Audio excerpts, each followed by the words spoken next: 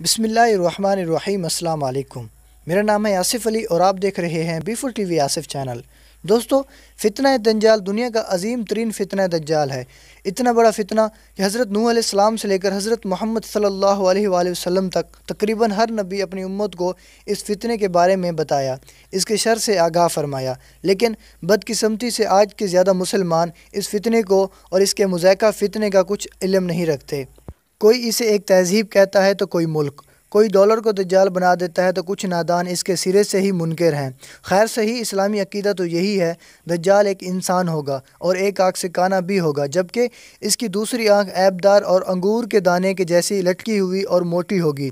اتنا بدصورت ہوگا کہ اب کیا بتاؤں۔ دجال کی اسی بدصورتی اور مکروہ چہرے کا کیونکہ یہودیوں نے اپنی کتابوں میں پڑھ رکھا ہے اور مسلمانوں کی کتابوں میں بھی، لہٰذا اب ہالی ووڈ کے مختلف کارٹونز اور موویز میں ایسی شکلوں والے کردار دکھا کر لوگوں کو بالخصوص بچوں کو منحوس کر رہے ہیں، تاکہ جب اصلی دجال دنیا کے سامنے آئے تو لوگ تھو تھو نہ کریں بلکہ اسے ایک مسیحا اور ہیرو سمجھ کر قبول کریں، اور یہودی اپنی ذہانت سے بھی بہت کامیاب ہوئے ہیں۔ اس کے علاوہ جیسا کہ پہلے بھی آپ جانتے ہیں، دجالی قوتیں اس وقت دنیا کا تمام نظام اپنے ہاتھوں میں رکھنے کے لیے نت نئی ایجادات اور منصوبوں پر عمل پیرا ہیں۔ کباؤ ہر ٹیکنالوجی کی مدد سے سیلاب، بارشیں اور موسم پر اپنا غلبہ حاصل کر رہی ہیں، تو کہیں وہ ہولوگرام ٹیکنالوجی کی مدد سے بنجر زمینوں کو سرسبز شاباد علاقوں میں تبدیل کر رہی ہیں۔ اور تو اور قدرت کے کنٹرول اس مقصد کو مد نظر رکھتے ہوئے اب انہی قوتوں نے رات کی تاریکی ختم کرنے کے لیے مصنوعی سورج بھی بنا لیا ہے، جو ایسا ہی چمکا کرے گا جیسا کہ عام سورج چمکتا ہے۔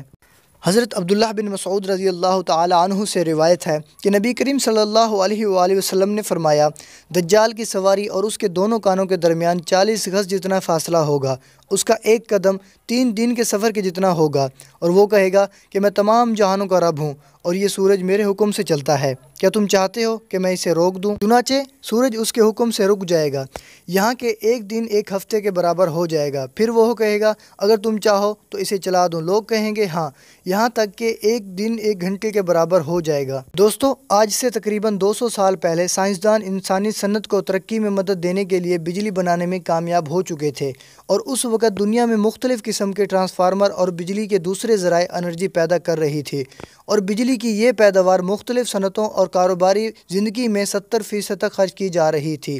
لیکن ناظرین گرامی، بجلی نہ کہ صرف کوئلہ سے پیدا کی جاتی تھی بلکہ لوگوں کے چولہے بھی کوئلہ سے جلتے تھے۔ اس لیے 12 بلین ٹن کوئلہ سالانہ جلایا جاتا تھا، جس کے دھوئیں میں موجود کاربن ڈائی آکسائیڈ نے فضائی آلودگی پیدا کرنے کے ساتھ ساتھ نہ صرف لوگوں کی صحت پر برا اثر ڈالا بلکہ گلوبل وارمنگ جیسی افرید کو بھی پیدا کرنے میں اس دھوئیں کا ہی بہت بڑا ہاتھ تھا۔ لہٰذا اس افرید سے اس وقت جان چھوٹی جب زمین سے گزرتی گیس کا اخراج ہوا، اور گھروں کے چولہے جلنے کے ساتھ ساتھ دیگر عوامل میں تیل اور کوئلہ کے استعمال سے لوگوں کی ہمیشہ کے لیے جان چھوٹ گئی۔ اس کے بعد سائنسدانوں نے دن رات محنت کرنے کے بعد سولر سسٹم، پنچ پکیوں اور بڑے بڑے ڈیمز کی شکل میں بجلی بنانے کے ذرائع تلاش کر لیے، جو آج تک جاری و ساری ہیں اور ہماری زندگیوں میں بنیادی اہمیت کے حامل ہو چکے ہیں۔ لیکن اب توانائی اس صنعت کو مزید ترقی دینے اور توانائی کے ماحول کے لیے سائنسدانوں نے ایک مصنوعی سورج بھی بنایا ہے، جس کے تجربات جاری و ساری ہیں۔ دوستو، جمعرات 23 مارچ سے جرمن کے شہر زیلیوش میں دنیا کے بڑے مصنوعی سورج نے کام کرنا شروع کر دیا ہے۔ یہ سورج 149 بڑے بڑے لیمپوں میں مشتمل ہے۔ اس تجربے کا مقصد توانائی کے نئے ماحول دوست ذرائع تلاش کرنا ہے۔ یہ دوہیکا لیمپ اسی طرح کے ہیں جیسا کہ فلم پروجیکٹ کے لیے استعمال کیے جاتے ہیں۔ یہ مصنوعی سورج کا سائٹ نامی یہ تجربہ جرمن کے شہر کولون سے 30 کلومیٹر مغرب کی جانب زیلیوش میں کیا جا رہا ہے۔ جرمن سائنسدان اس مصنوعی سورج کی تیز روشنی اور حرارت کے ساتھ تجربات کرتے ہوئے یہ پتہ لگانا چاہتی ہے جو سورج سے بے پناہ توانائی روشنی کی صورت میں زمین تک پہنچتی ہے، اسے کیسے مؤثر طریقے سے محفوظ کیا جا سکتا ہے۔ ان تجربات کے دوران جن اوقات پر توجہ مرکوز کی جائے گی ان میں سے ایک کا تعلق مؤثر طور پر ہائیڈروجن پیدا کرنا ہے، جو کہ طیاروں کے لیے مصنوعی ایندھن تیار کرنے کی جانب پہلا قدم ہے۔ دوستو، سورج بنیادی طور پر توانائی فراہم کرتا ہے، لیکن اس مصنوعی سورج کو چلانے کے لیے توانائی استعمال کرنی پڑتی ہے، کیونکہ ان تجربات میں استعمال ہونے والے لیمپ بجلی سے چلتے ہیں۔ 4 گھنٹوں کے اندر اندر ان تجربات میں اتنی بجلی استعمال ہوتی ہے جتنی کہ 4 ارکان پر مشتمل ایک گھرانہ پورے ایک سال میں استعمال کرتا ہے۔ اس کے علاوہ یہ تجربات قدرتی ماحول میں اس لیے نہیں ہو سکتے کہ دھوپ کی شدت مختلف مقامات پر بار بار بدلتی رہتی ہے، اور اس لیے لیبارٹری کے اندر یہ مصنوعی سورج تیار کیا جا رہا ہے تاکہ تجربات کے لیے مسلسل ایک ہی شدت کی روشنی اور حرارت میسر آ سکے۔ لیبارٹری کے اندر تجربات سے زیادہ ٹھیک نتائج حاصل ہونے کی امید کی جا رہی ہے۔ اسی طرح یہ توقع بھی کی جا رہی ہے کہ پانی کی قلت کو توڑ کر ہائیڈروجن حاصل کرنے کا ایسا طریقہ معلوم ہو سکے جو آج کل رائے ترک کے مقابلے کافی سستا بھی پڑے گا۔ دوستو، اس کے علاوہ اس مصنوعی سورج کی روشنی اصل سورج کی روشنی سے ملتی جلتی ہے۔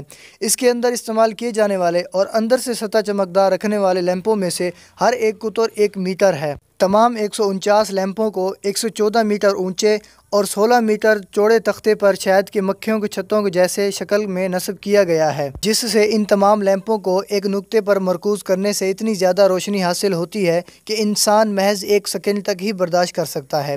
اور یہ سب اس لیے کیا جا رہا ہے یورپ اور جرمن کے وہ علاقے جہاں تہ در تہ جمی برف اور بادلوں کی وجہ سے سورج کئی ماہ نہیں نکلتا، اس مصنوعی سورج کے ذرائع حرارت حاصل کی جا سکے۔ لہٰذا حدیث کے عین مطابق یہ بات پوری ہوتی نظر آ رہی ہے کہ سورج دجال کے حکم سے چلے گا۔ وہ جب چاہے گا اسے طلوع کرے گا اور جب چاہے گا اسے غروب کرے گا، اور جس جگہ چاہے گا روشنی کرے گا اور جہاں چاہے گا تاریکی پھیلائے گا۔